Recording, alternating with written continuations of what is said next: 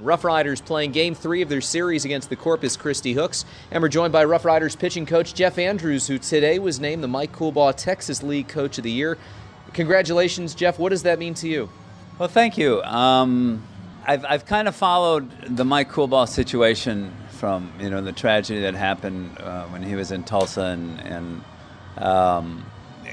I've known his brother Scott, who is a hitting coordinator in our organization. I've known Scott for almost 30 years, and it's an honor to be associated with the Coolbaugh family and to be associated with the Mike Coolbaugh Award.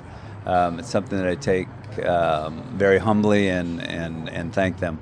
When you take a look at what this pitching staff has done over the course of the season, I'm sure that that's part of the reason why this award went to you, in addition to the connection that you have with the Coolbaughs. Just give me your overall, from 35,000 feet view of how you think that the staff has performed with so many pitchers. I counted up 32 different players have taken the mound for you this year.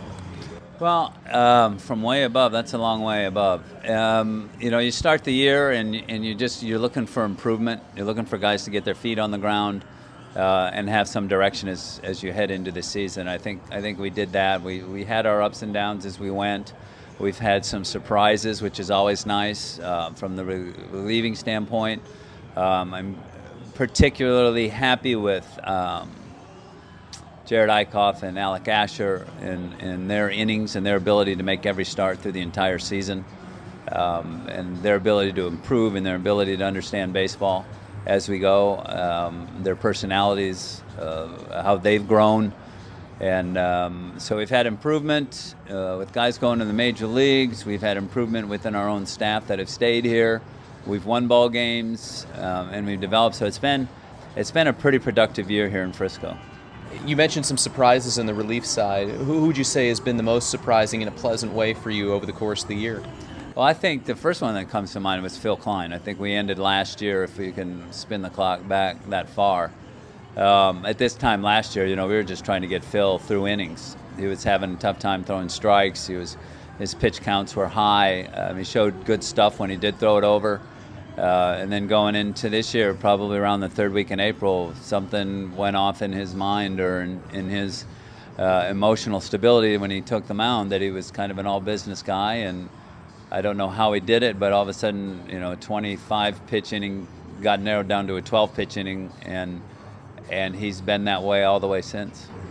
You look at some of the guys that are pitching right now out of the bullpen for the Rangers: Alex Claudio, Klein, you mentioned John Edwards.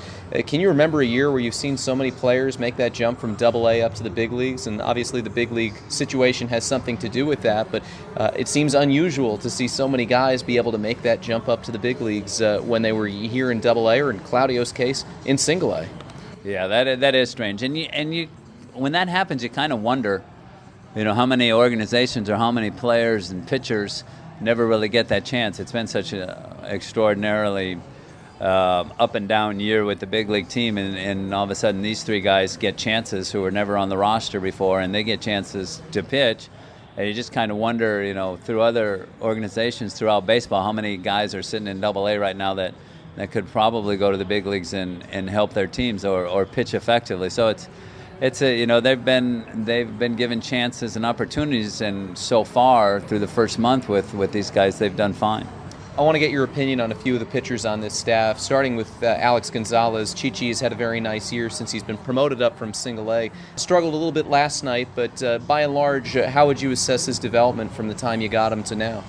Well, the nice thing to see with him is we've got a chance to see what he can do when he's at the top of his game. He had a little streak in there when he's like 4-0 with a .75 ERA, and you really got to see the light at the end of the tunnel with him, and say, if we can get him to maintain his delivery and what he did during that time frame, that he become an effective major league starter. The bumps in the roads last night are all going to happen, but you just hope to make those little speed bumps rather than great big craters. And use our time in between starts to kind of fine-tune him and get him back. Keone Kela, another pitcher who threw last night, does it seem like something has clicked with him, that he's found what works for him? Because it's been night and day from his first month and a half with the RoughRiders to what he's been really over the last 2 months. I think a little bit of confidence. I think a little bit of humility, staying in the same place for a while, a little sense of he belongs, a little sense of maturity. All those things, I think, have kind of played a role in the year or the last few months that he's had. I think not expecting him to be Superman, and when he relaxes and pitches like that he can without trying to do too much, I think he's very effective, and his stuff probably plays better than if he tries to pinpoint or if he tries to overdo things. I think he goes a little astray. We're here with RoughRiders pitching coach Jeff Andrews. Andrew Faulkner was one of the surprises, I think, from outside the organization. The type of year that he had in Myrtle Beach, 10-1, ERA just over 2. It's been a little bit of a struggle for him since he's come up to Double-A. What would you say Andrew needs to do to get back to what he was doing so well in Myrtle Beach and in that start that he showed at the Double-A level in San Antonio? Have a winter off. I think he's ready. He'll never admit it, but I think he's earned the time, and I think he's earned the ability to sit back and reflect on what he's done this year. He's exceeded every challenge that's been given to him this year. He's highly motivated, self-motivated kid. He's kind of run into the end of the year blues, where I think he committed so much to what he was doing in Myrtle Beach and focused on what he was doing there. When he got out of there, it was kind of a deep sigh, and now he's getting ready to take another challenge. Jake Thompson, another player who joined the team right around the time that Faulkner did, but coming from outside the organization, you didn't have a whole lot of background on him like you do with some of these other guys coming up from Myrtle. What has impressed you the most with what Thompson has been able to do as the second youngest pitcher in the Texas League?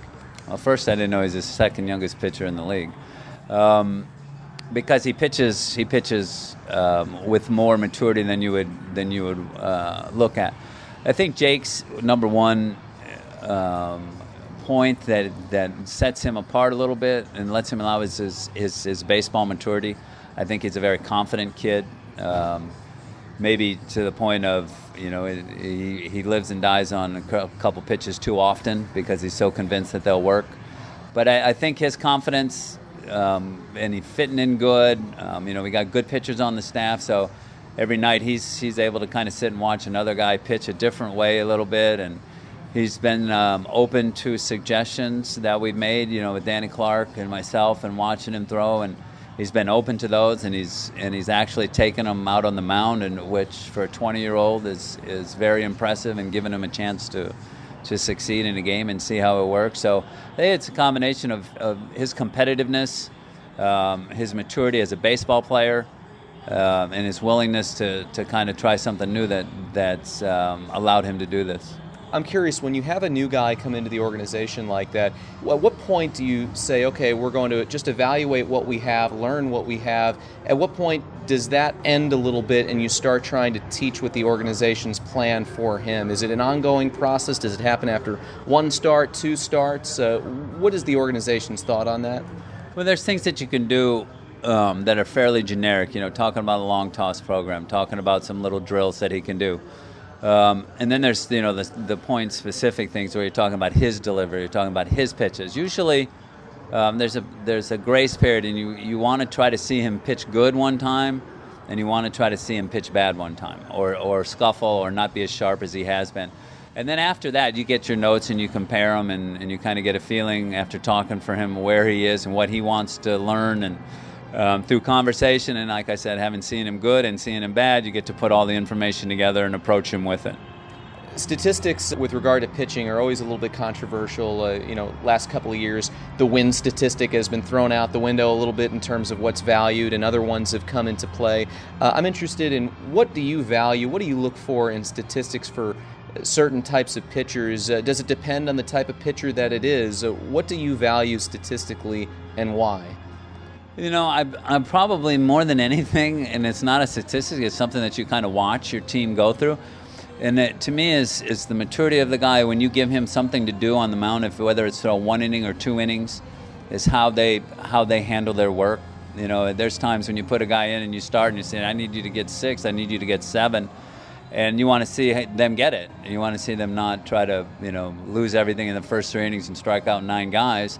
But just explanation becoming a baseball player and doing the work that's prescribed to him. Statistically, innings per start, if you're a starter, I look at that. And I also know if we take you out on a pitch count or not, or if you could have went another inning or two. I'll give you the benefit of the doubt. You just kind of compare everything to innings pitched. You kind of look at where, I'm not so, and it sounds nuts, but I'm not so concerned about the hits per inning. That doesn't really affect me. It's, the walks and the strikeouts per inning, and you just kind of see how they all go together. There's some guys that are, statistical anomalies. I mean, Ryan Rodabaugh, he's got, 15 more strikeouts than innings pitched, but yet his ERA is higher than it should be. And that's just, you kind of say, well, there's some bad luck involved in there, but he still has stuff enough to make him swing and miss and get strikeouts. And then there's Jared Eichhoff, who leads the league in WHIP and leads the league in strikeouts, but yet his ERA is hovering around 4. So you can't take everything from statistics because he's making bad pitches with runners on base. And so you kind of all look at it all and where you need to attack and where the deficiency is, and then you aim at that. Very interesting stuff. Finally, we are getting close to the playoff time. Playoff starts a week from yesterday's game. Give us an idea, what's the starting rotation going to look like for that Midland series? Well, here's the big drum roll. We just got done talking with the 5 starters 10 minutes ago and where we're going to go. We wanted to do it with, one last rotation through the second half, and we're going to have Gonzalez start the first game, and then we're going to go Eichhoff in the second game, Asher in the third game, Thompson in the fourth game, and then Faulkner in the fifth game. That's kind of, we drawed it out based on where they end the season, how many innings they have, how they've pitched against Midland, home and away, and trying to put them in the best chance to succeed for themselves and for the team. So there you have it, Gonzalez, Eichhoff, Asher, Thompson, and Faulkner in Game 5. Jeff Andrews, congratulations on winning the Mike Coolbaugh Texas League Coach of the Year. Thanks so much for the time. Oh, it's my pleasure. That's Jeff Andrews. We're back right after this here on the Frisco RoughRiders Baseball Network.